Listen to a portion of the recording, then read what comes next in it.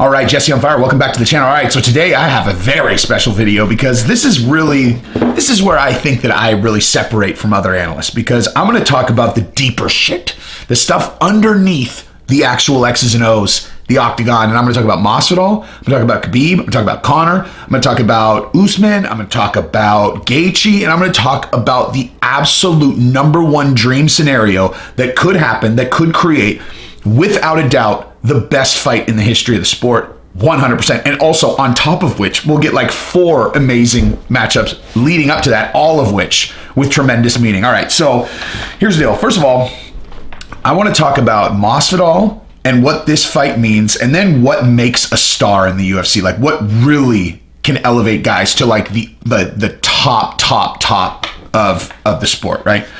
So first of all, let's talk about why I love Masvidal so much and why I'm attached to his journey now. Okay, Masvidal was not like an unknown entity to me like before, and I liked him. He wasn't, I was a fan. I was a fan of Masvidal because he's game, man. He's always going to come. He's always going to bring heat. He's never going to break. He's a savage, right?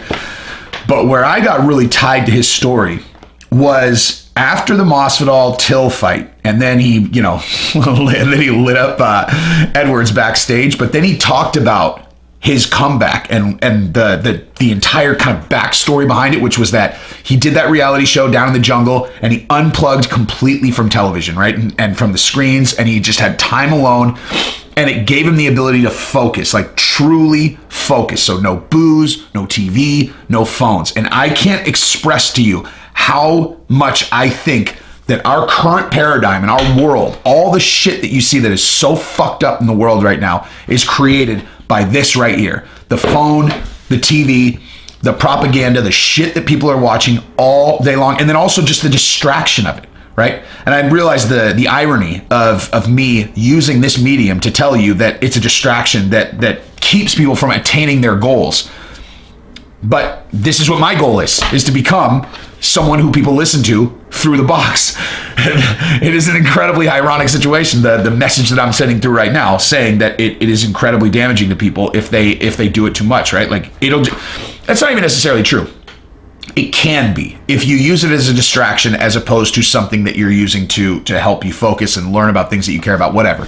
But the bottom line is, if you get rid of all of it and you go into the jungle and you don't have a job and you have nothing to focus on except yourself and what you want out of your life, things will become very clear to you, especially if you're on a hero's path, all right? And what I mean by that is, like, if you took someone who was a janitor, it's a shit. I don't know why does everybody pick janitor as like the sorriest job you can have? It's like not even that bad of a job. But let's say you're a salesperson, right? You've been in sales for 15 years. You do really well, but you don't give a fuck about sales, okay? It's just something that you do. It's something that you're good at.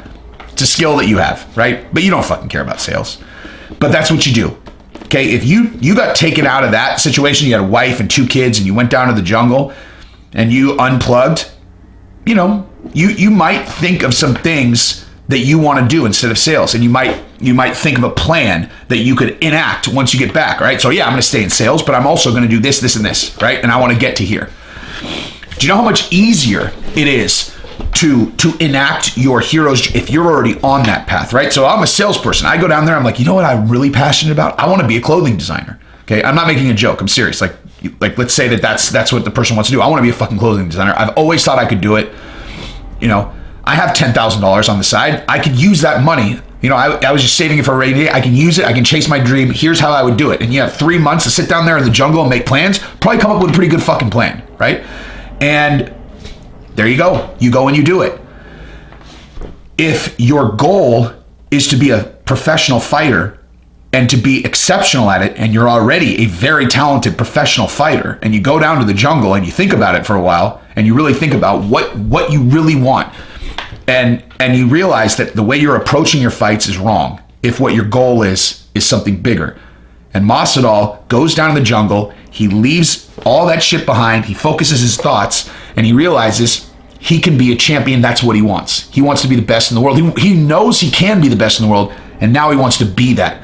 And so what he needs to do in order to be that, cut out the booze, cut out the partying, cut out the bad shit in his life, and focus exclusively on being the best in the world and then baptizing people right? Knocking him out. Because when he loses, he was losing and getting outpointed by guys. And clearly he believes now that his game plan was flawed, right? He was saving himself because, at least this is what I've taken from what he said, was that he was concerned about his cardio. And so he was always saving himself because he didn't want to run out of gas, which meant he couldn't throw full throttle punches, whatever, okay? Again, I'm paraphrasing things that I've heard him say. I don't know if this is exactly right, but this is what I took from it.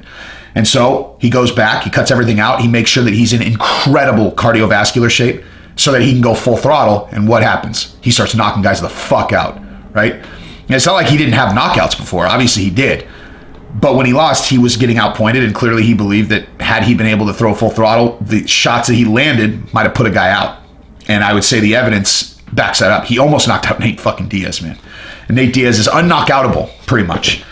So I just love that shit, man.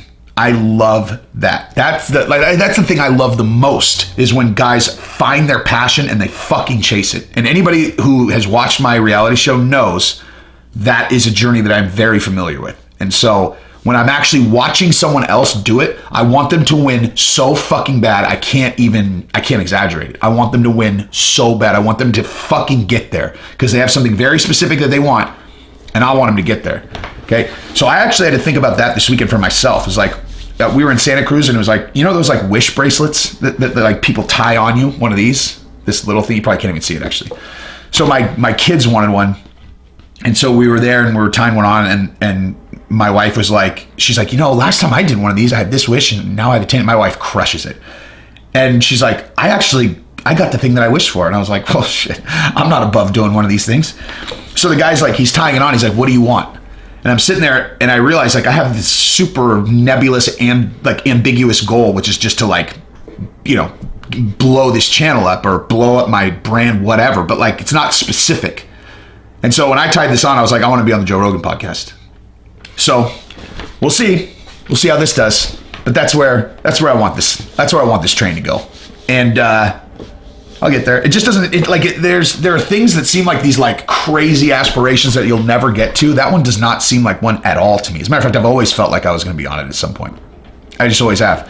I always felt like I was going to be on TV, and I was. I always felt like I was going to at some point be on Joe Rogan's podcast, and I still do. I had no fucking idea how before. Now I do. But so we'll see how that goes. We'll see how it goes. Anyway, so basically the way I see this fight for Masvidal is this is the end of the road. Like this, everything that he saw down there in the jungle has come true up to this point. Okay, he got paid. He became the fighter of the year in 2019, and now he's got his title shot. Like this is the end of the road for him. This is destiny manifest, right? If he fucking wins this fight, this is it. The whole thing, all together, this is it, right? And if he took this fight on 6 days' notice, let me tell you what that means. That means he's in fucking shape, okay? Because he's not stupid, okay? He's a lot of things. Stupid ain't one of them. And he wouldn't take this fight if he didn't think he could win, and he wouldn't think he could win if he was out of shape. He has to know Usman is going to bring it for the whole fight. I just don't believe he would take the fight if he wasn't in shape, which means I think he thought that it was possible that he still might get this fight, or this entire thing was a fucking genius marketing ploy where he was in the whole time. Maybe. I mean, yeah, I think it's probably low probability, but I did think about that where like maybe this whole thing with Burns coming in and then Masvidal coming in at the end, where even my little brother finds out about it, is genius marketing. Like just absolutely brilliant. Not impossible. But either way, so let's say that that's not the case though. He, in his mind, was like, I might still end up with this fight and I'm going to stay in shape. Even more so, destiny, if he wins. Or, well, I mean, regardless of whether he wins, it's destiny that he got here. But if he wins, it's the culmination of all of it.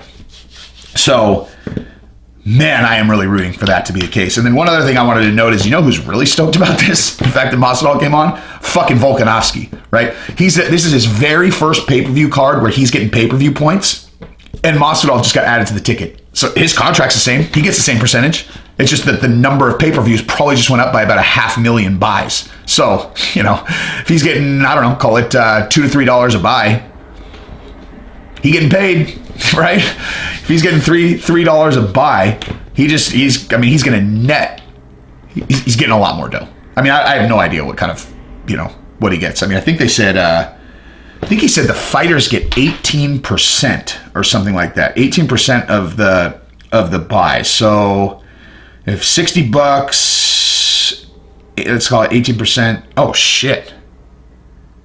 Oh wow. Okay, so if the fighters get 10% or 11, so if the fighters are getting $11 out of the 60, damn, that is not a lot of dough. Compared, like, if that's right, if that's true, out of every $60 that goes to the UFC, only 11 of that goes to the fighters. That's crazy, dude. Let me think about that for a second. All right, so let's say they do 1 million pay-per-views. I already know that's 60 million. So that's paying out 11 million to the fighters on a. That can't be right. That can't be right. They got to make more than that. They have to. There's no fucking way. Because I know for sure Conor makes way more than that. So that is bizarre. Anyway, whatever. Bottom line, I know Volkanovski gets a piece of the pay-per-view because he has a belt. So he's getting paid big. So that's he's really, really stoked. Now, in addition to that, let's talk about what makes a real star. And whoa, did I just delete that? Oh, there we go. Found it.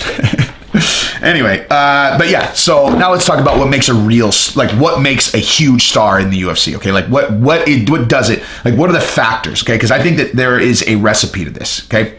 So number one is you have to finish fights, right? Now finishing fights on its own doesn't do it, okay? Like we're talking about a multiple part recipe, okay? So number one is you have to finish your fights. Number two, obviously, well, first you have to win your fights, right? Number one is you need to win your fights and you need to go on a long streak. Number two is you need to finish your fights. Number three is you need to make noise, okay? You need to make noise. You need to make a spectacle of yourself. And then when you've made a spectacle of yourself, you need to win, and you need to win decisively, okay? So the thing that can replace that is if you decisively beat someone who already is a star, okay? You can take what another guy has anytime in the fight game. That's just is what it is, okay? Burns knocked out Damian Maia. Then he fought Tyron Woodley and humiliated him, and I mean, absolutely post to post whipped his fucking ass. Now he's the man, right? Just like that. No one knew who Gilbert Burns was. I watched him fight Damian Maia, and I was like, remember? Anybody who really watches my shit, did I not say that? Right after the Damian Maia fight, I was like, that guy's a fucking beast. I don't see anyone in the division beating him. I said that before the Tyron Woodley fight. Anyway, so you can take it from another guy. So you got to win. You got to win by finish. You can take it from another guy, and then you got to have game on the mic. That's it, right? That is it. That's the protocol, right? To become a superstar in the UFC. But think about how fucking hard that is, right? Like, the other thing is you got to have the personality for the last part. Like a lot of guys, you can win by knockout. You can beat good guys. You can do all of the other things, and if you don't have game on the mic, it does not matter. You will never be a superstar. I mean, that is a fact. There's just something about certain guys that have the ability to become a superstar, okay? That doesn't mean that they will, but I guess the point that I'm driving towards is that if you don't have this last part, you'll never be a real superstar, no matter what you do. You can knock everyone out, right? You can fucking win every goddamn fight by knockout. If you have no game on the mic and you have no charisma, nothing special about your personality, it won't matter. Like, you could be a big star-ish, but you'll never sell pay-per-views. Not for real. Not like Masvidal, not like Conor, not like Nate Diaz, okay? You have to have something very special about you, where there are just some people where you stick a mic in front of them and there's something about them that you want to watch, you know? It's just a fact. I mean, call it a gift or call it whatever. It just is. It's that it factor, right? It's something I not to suck my own dick here, but like, I realize I have that, okay? I have none of those. Well, I mean, I don't know about none, but I certainly am not a top level fucking UFC fighter or any other sport in my current state. But nonetheless, whatever I have where I just know if I'm talking on camera, I'm like, this is going to look good when it comes out. I just know it. While I'm talking, I'm like, this is going to look real good. I know when I'm really on, and I know when I'm fine. And even when I'm at my bottom level, I know it's still going to be pretty fucking good. Just something I can do. And if you take that skill and then you match it with winning your fights, winning by knockout, superstar. That's it. That's all there is to it. And you don't even need, like, what's even more important is this thing. Look at Mike Perry, dude. Look at Mike Perry's record in the last, 4 fights. He lost, 4 fucking fights in a row. He won 1, and people are like, who's Mike Perry going to fight next? Like, imagine if he won 4 fights in a row. You know how many fucking pay-per-views this guy would sell? Right? And you know what the thing that makes this into what it is, genuine fucking personality. Just be who you are, right? And if you're one of these people where who you are is a mystery to you, where you kind of are just like, I don't really like being around people, I just really like to box. Stipe, perfect example. Like, Stipe is a stand-up guy. He's a fucking firefighter. He's a knockout artist. He's a heavyweight champion, right? He's done all of these other things, except he has no skills on the mic because that's not what kind of person he is, right? He is uncomfortable in front of the cameras. He's uncomfortable in front of the microphone, which makes you kind of respect him more as a fighter because he's just like, I'm not here for any of that. I just like to fight. I like knock guys out. I like that personally. But in terms of selling pay-per-views, I mean, fucking A. Stick fucking John Jones' personality on Stipe and see how many fucking pay-per-views that guy sold. Stick Connor's fucking personality on the heavyweight champion, Stipe Miocic, and try to think about that. Like, it is the ingredient, right? And it's that fucking genuine, because even Connor, like when he's putting on a show, you know it's him. Like, that's really what he's like. You know, he's a clever, quick-witted, shit-talking fucking mastermind. And Masvidal is a chill, quick-witted motherfucking mastermind. Nate Diaz is just like, yeah, they want me out of the UFC. He like really believes that shit. You're like, dude, I love this fucking guy. Because everyone loves people being genuine. It's as simple as that. So be genuine, win your fights, win by knockout, superstar. That simple. So the last thing that I was going to talk about is about the absolute fucking dream scenario. The dream scenario, the ultimate fucking dream scenario, the best case scenario, the best possible thing that could happen out of everything that is lined up the way that it is right now, okay? So when I say the dream scenario, I'm talking about like the way I look at this fucking sport, right? Not like, wow, imagine these two matchups, you know, the skills of these guys. Not like Ferguson versus Khabib, okay? That's not what I'm talking about. And let's just say Ferguson would have beat Gaethje and then, oh, it's Ferguson Khabib. That is the ultimate test of skills. That's not what I'm talking about. I'm talking about the biblical shit, like the Greek tragedy shit, the stuff that has a narrative underneath it that you would fucking choke on if you tried to breathe it in. It's like, I can't even wrap my brain around it. I can't. There's too much human in this. Like, there's too much shit that every human being on earth understands for me to even fucking grasp the gravity of the outcome of this fucking fight, right? That shit. That's what I'm talking about. So I'm going to lay that out. So here are the chess pieces that you have on the board right now. You have Conor retired, which means Conor's a total fucking free agent. Conor's coming in. He's going to fight for the belt. His next fight, 100%. Okay. Now, which belt? We'll see. You have Masvidal fighting for the belt over here against Usman. You know where that's going. And you have Khabib against Gaethje over here. Okay. So any way you slice it, Conor has a massive fight in his next fight. Okay. He's going to fight for the belt, and it's either going to be against Khabib or Gaethje, or it's going to be against Masvidal at 170, right? So here's the dream scenario, okay? Masvidal beats Usman. Masvidal wins the championship, becomes one of the biggest stars in the UFC's history, probably the biggest star at the time, right? Let's say wins by knockout, superstar. Gaethje beats Khabib. Khabib is very, very upset about his father. He still trains. He comes in. No matter what, if Khabib loses this fight now, everyone will understand that he has a lot going on, and that will be the narrative. It'll be like Gaethje won, but it was, you know, you gotta wonder where Khabib's head was at. So they give Khabib an immediate rematch because Masvidal, guess what? Conor's coming in. He's fighting Masvidal. Conor's going to fight Masvidal for the 170-pound championship, and that'll be the biggest fight in history. Okay, that'll be the biggest MMA pay-per-view ever. Okay, so Conor versus Masvidal at 170. Gaethje then gives an immediate rematch to Khabib.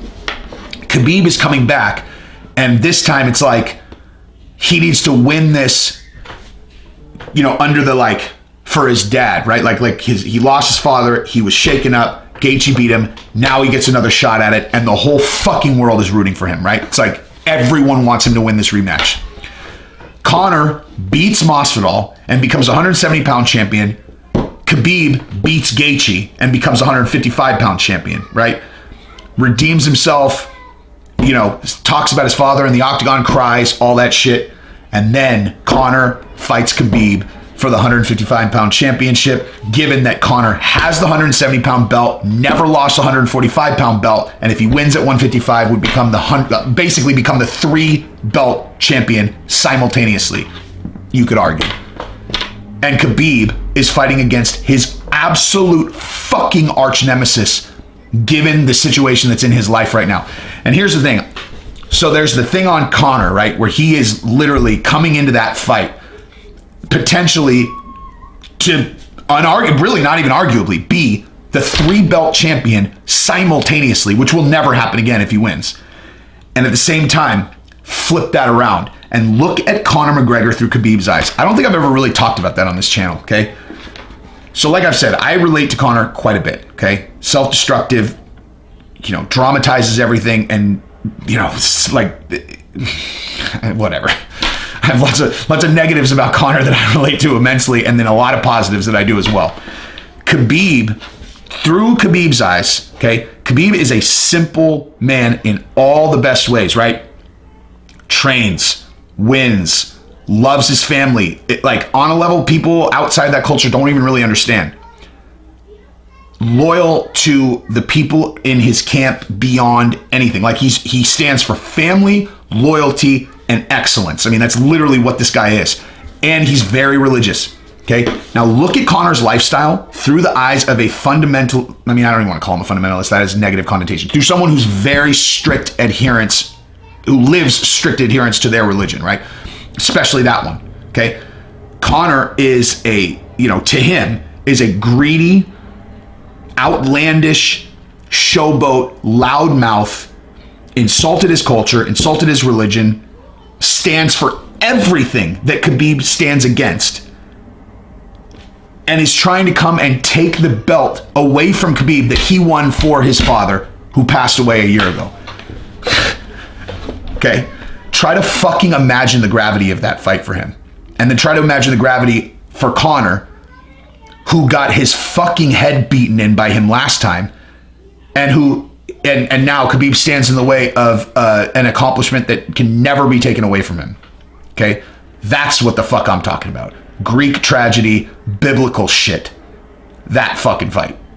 So, oh man, I know Dana's rooting for this shit, because that is money machine on a level that can, that pay-per-view will beat Mayweather, might beat Mayweather McGregor. I think that's 4.2 million buys. If they do a good job of promoting that fight, given that circumstance, who the fuck would not buy that fight? As a matter of fact, I would disown any man that I knew who had a choice to watch that fight and didn't. I would be like, yeah, just lose my number. You don't deserve to know me anymore. Okay?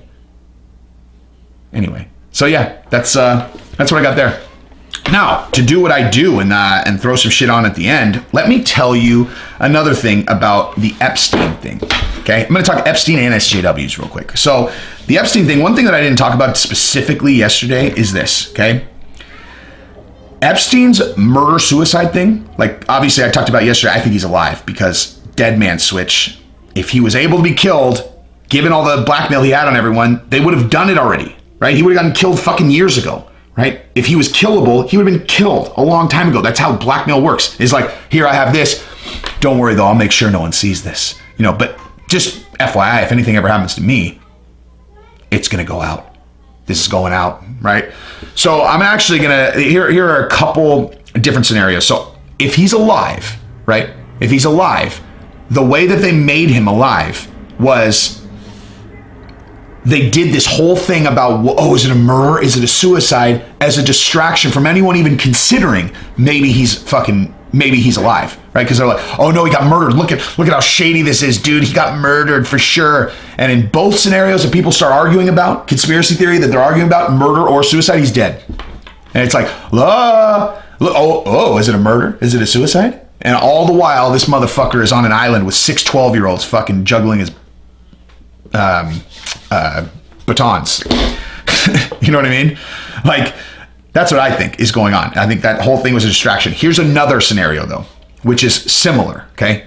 They also fake his death over here, except he's not like chilling out and alive, right? He is kidnapped somewhere, and they tortured him until he gave up all the dirt that he had on everyone, right? And then once whoever these people are confirm that they have all the dirt that he had, every copy, everything, then they go get Ghislaine Maxwell, right? That's why she just got arrested, because they're like, okay, we've plugged all the holes. The threat is over from these guys. Now let's bury these motherfuckers. He's dead. If they tortured him, he's fucking dead. But so I would say more than likely the murder-suicide is not real. I think he was either taken out and tortured, or he's just alive, or he just, played his hand and he got out of there. In that scenario, I have no idea how fucking Ghislaine Maxwell is arrested now, though, because she can give everybody up. And anyway, so then the last thing I wanted to talk about was I was thinking about that thing I talked about yesterday with the protesters and like the SJWs and like just all this shit. I realized what my main problem with it is. Okay, so blocking the freeway, because I did a TikTok, right? And I was like, why would you block the freeway? Like, all you're doing is ensuring that anyone who is made aware of this issue because they got stuck in fucking 7-hour traffic on the way back from Tahoe, hung over on 6th of July, hates you, right? Like that's all you're doing, is you're just ensuring they're gonna fucking hate you. Like, they're not gonna take up your cause. They're just gonna be like, fuck you and fuck whatever you're talking about. And all the comments that were in favor of the protest were all the same. Every single one of them was exactly the same. Most people were like, yes, exactly, it's bullshit, don't block the freeway. But a lot of people who are in favor all said the same thing, which was, well, now you know about the case, don't you? So it looks like it worked. And I'm like, that is absolutely the perfect example of my problem with the way that these people do things. Exactly my fucking problem. So you are making a decision that the thing you care about, that you're emotionally attached to, is so important that you have no problem destroying the day of thousands of people just so that they're aware of the thing you think is important, okay? Now, I'm not saying it's not important, okay? I'm not even talking about justice for Vanessa or any other specific thing. What I'm saying is that it's a mindset, okay?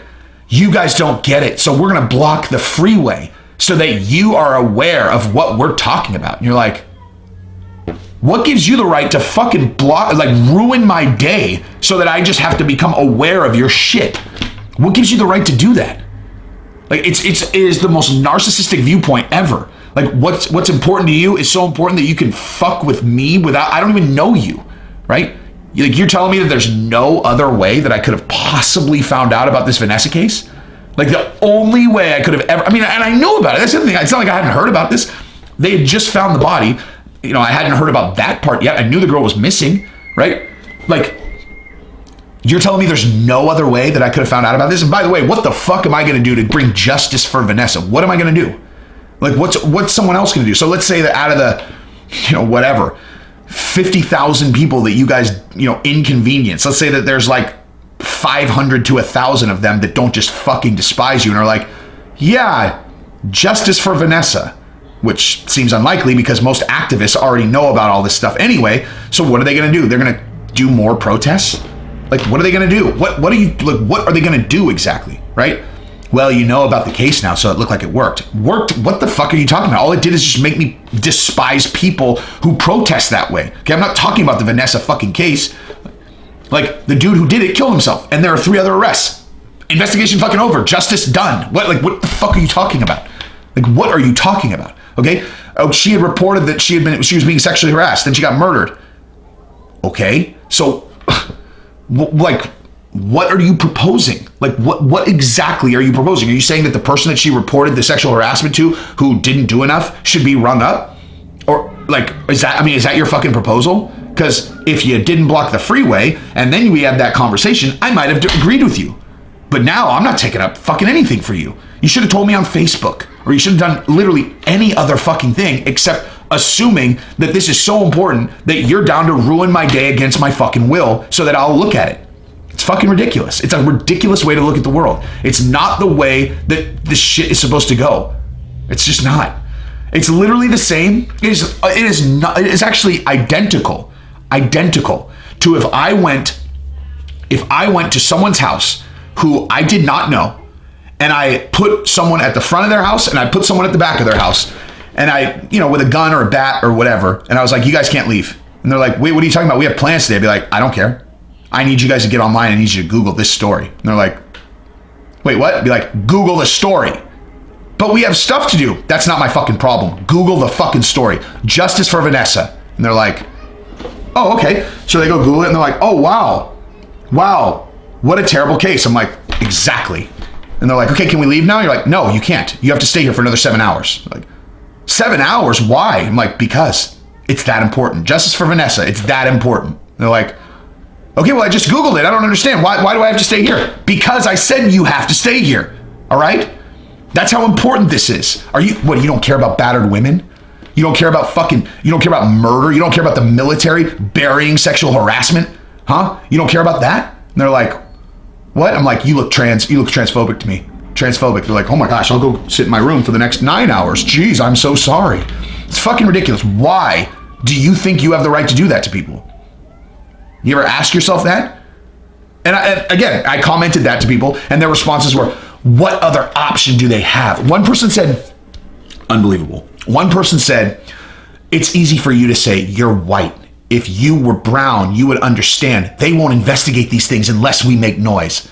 And I literally wrote back, I'm like, do you honestly believe that? Like, is that something that you believe? You believe, like what you just said, that comment, you really believe that's true?